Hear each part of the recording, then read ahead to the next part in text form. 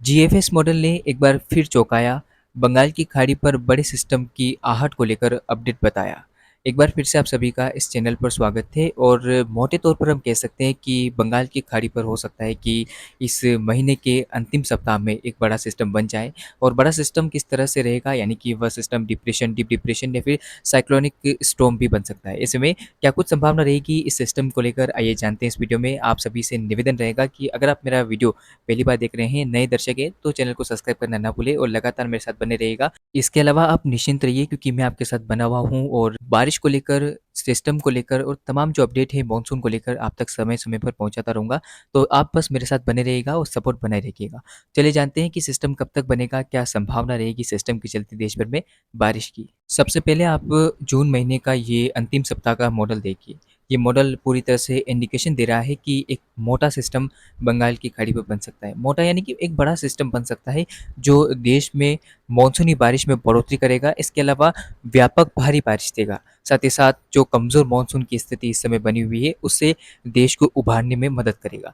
तो चलिए आप देख सकते हैं ये सिस्टम किस तरह से बन रहा है, इसको लेकर मैं आपको पूरी जानकारी दे देता हूँ। सिस्टम कब तक बनेगा, क्या संभावना रहेगी? देखिए, अभी फिलहाल वर्तमान में एक सिस्टम बनेगा लगभग 15-16 जून के आसपास, लेकिन वो सिस्टम इतना इंटेंसिफ़ाई नहीं होगा, जिसके चलते हालाँकि देश के राज्यों में बारिश होगी, लेकिन उतनी इंटेंसिफ़िकेशन वाली बारिश की गतिविधियाँ देखने को नहीं मिलेगी। हालाँकि राजस्थान, पंजाब, हरियाणा, दिल्ली यहाँ पर बादल बनेंगे, बारिश होगी, लेकिन फिर मौसम जो है वो फिर साफ़ होने लगेगा और कुछ समय के लिए फिर मौसम जो है वो शुष्क हो जाएगा। लेकिन फिर बंगाल की खाड़ी पर एक मजबूत सिस्टम बनेगा जो कि आप स्क्रीन पर मॉडल में देख सकते हैं और इंडिकेशन काफ़ी अच्छे दिखाई दे रहे हैं सिस्टम को लेकर। सिस्टम मध्य भारत की ओर लगातार बढ़ेगा।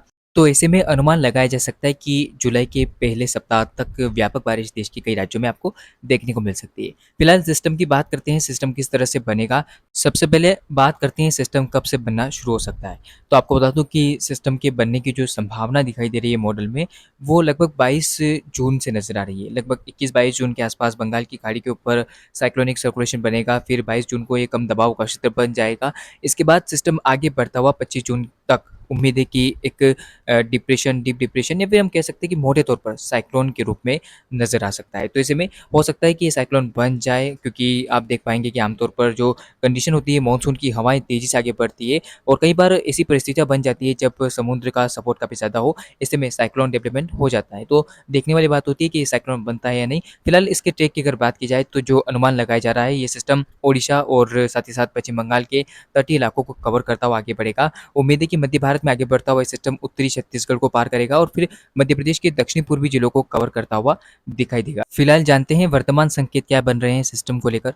तो आप देख सकते हैं कि ये जो मॉडल है ये 22 जून का है। 22 जून के आसपास आप देखिए बंगाल की खाड़ी पर एक स्ट्रॉन्ग सिस्टम आपको बनता हुआ दिखाई दे रहा होगा। इस दौरान जो पहले वाला सिस्टम है वो मध्य प्रदेश के पश्चिमी क्षेत्रों पर आप देखिए भारी बारिश देता हुआ नजर आएगा। तो दोनों ही सिस्टमों का अच्छा प्रभाव देश के मानसून पर नजर आ रहा है। ये बंगाल की खाड़ी वाला सिस्टम आप देखिए आगे बढ़ता हुआ, आप देखिए मध्य भागों पर जब बनेगा तो इंटेंसिफाई होगा और उम्मीद बन रही है इस सिस्टम के डिप्रेशन या फिर साइक्लोन तक की पहुंचने की।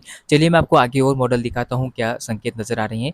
आप देख सकते हैं कि ये जो स्थिति मैं आपको दिखा रहा हूँ ये 23 जून के आसपास की है। 23 जून को जब ये सिस्टम आप देखिए कि किस तरह से उत्तरी भागों के ऊपर निम्न दबाव का क्षेत्र बन जाएगा, तब कुछ इस तरह का इंटेंस लेकर आगे बढ़ेगा। तो हो सकता है कि जब ये इतना इंटेंसिफाई यहाँ पर हो रहा है तो ऐसे में इसके और प्रभावशाली होकर आगे बढ़ने की उम्मीद बढ़ जाती है। तो ऐसे में हम उम्मीद कर सकते हैं कि सिस्टम इंटेंसिफाई हो सकता है और समुद्री तूफान में तब्दील हो सकता है। फिलहाल इस अपडेट में इतना ही, लगातार आप बने रहिएगा। धन्यवाद।